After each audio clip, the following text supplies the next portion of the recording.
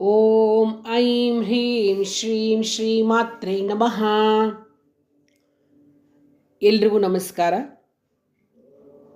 ಲಲಿತಾ ಸಹಸ್ರನಾಮದ 9ನೇ ಶ್ಲೋಕ ಅರ್ಥ ಅನುಸಂಧಾನ ಮಾಡೋಣ.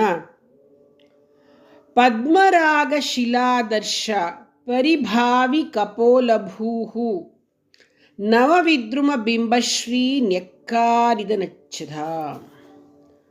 ಪದ್ಮರಾಗ ಶಿಲಾದರ್ಶ ಪರಿಭಾವಿ ಕಪೋಲಭೂ.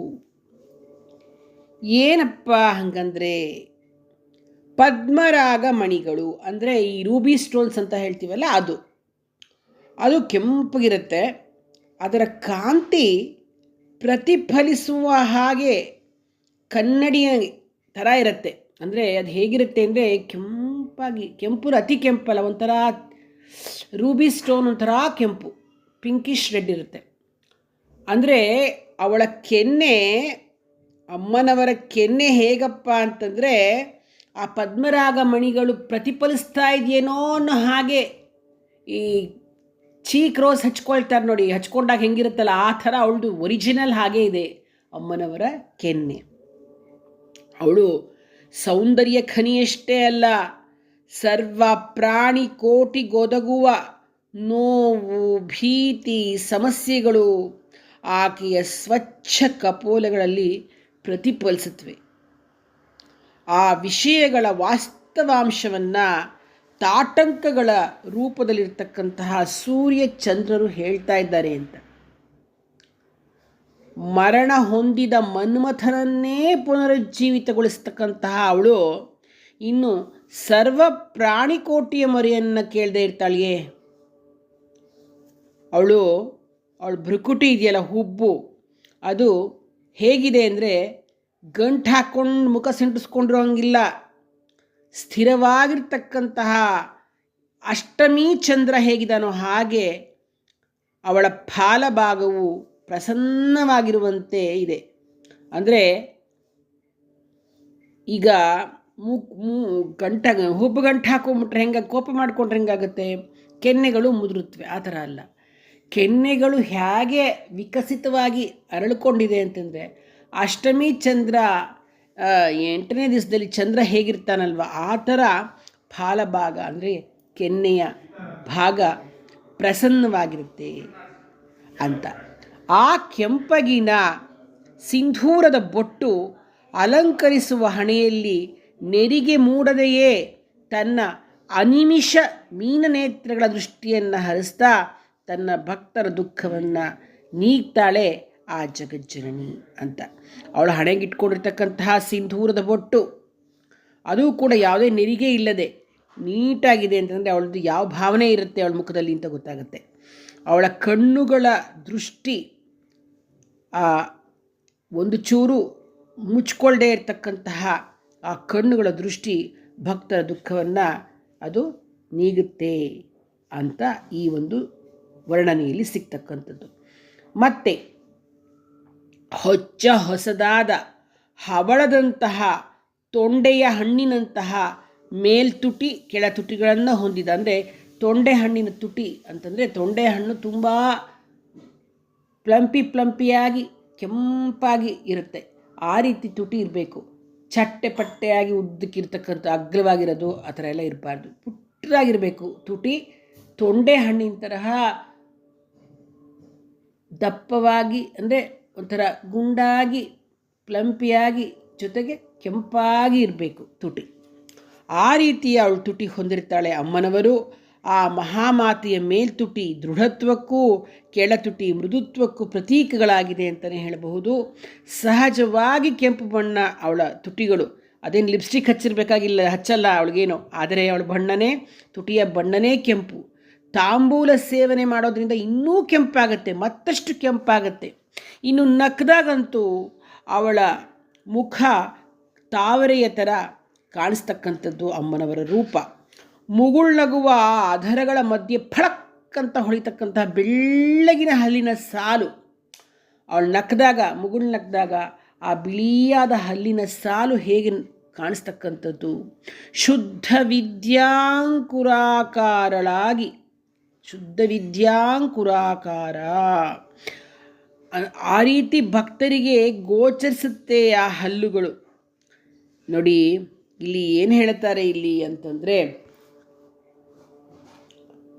ಅವಳ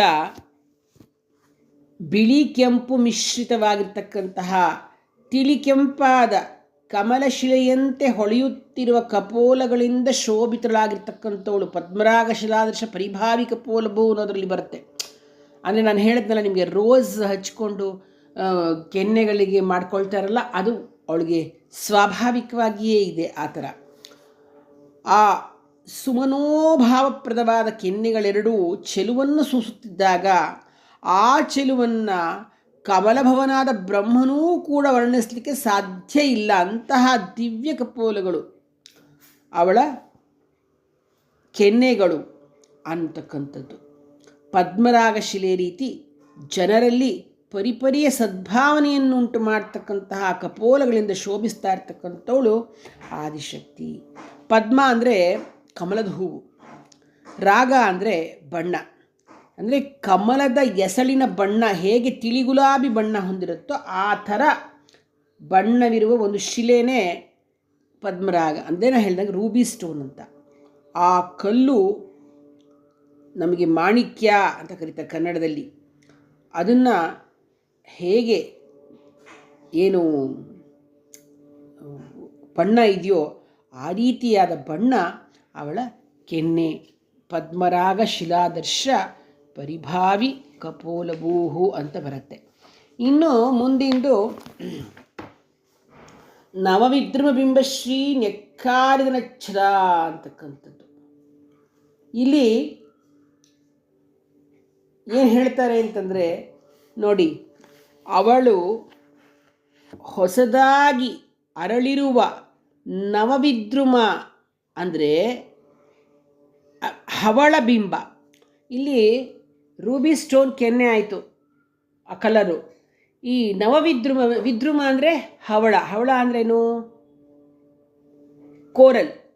ಕೋರಲ್ ಕಲರ್ ಹೇಗಿರುತ್ತೆ ನೋಡಿ, ಒಂಥರ ಆರೆಂಜ್ ಕಲರ್ ಬಂದೈತೆ, ಲೈಟ್ ಆರೆಂಜು.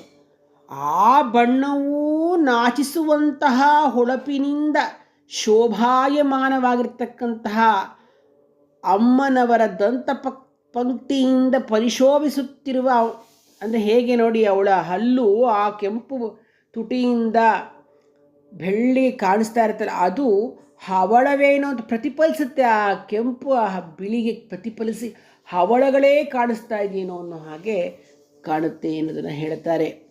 ಅಂದರೆ ನವವಿದ್ರುಮ ಬಿಂಬಶ್ರೀ ನೆಕ್ಕಾರಿದ ನಚ್ಛದ ಅಂದರೆ ಹೊಸತಾಗಿರ್ತಕ್ಕಂತಹ ವಿದ್ರುಮವರ್ಣವನ್ನು ತಿರಸ್ಕರಿಸಬಲ್ಲ ಆಚ್ಛಾದಿತ ಅರುಣವರ್ಣದಿಂದ ಕಂಗೊಳಿಸ್ತಾ ಇರತಕ್ಕಂತಹ ದಂತಪಂಕ್ತಿಗಳಿಂದ ಶೋಭಿತಳಾಗಿರ್ತಕ್ಕಂಥ ಜಗನ್ಮಾತೆಯೇ.